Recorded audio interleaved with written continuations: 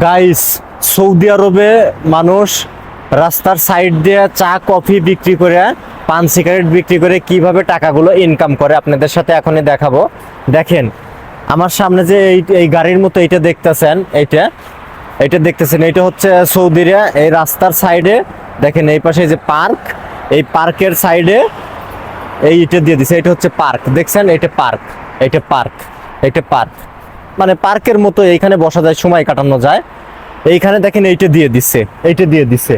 এখন এইখানে যদি আমাদের বাঙালিরা আছে, সুদানিরা আছে, মানে আজনবী যারা আছে, এরা এইটা ভাড়া নিয়ে এসে এইখানে চা পান সিগারেট কফি এগুলো বিক্রি করলে এইখান থেকে ভালো পরিমাণের একটা আয় হয়, ইনকাম হয়। এটাই হচ্ছে মানে ব্যবসার একটা লাইন।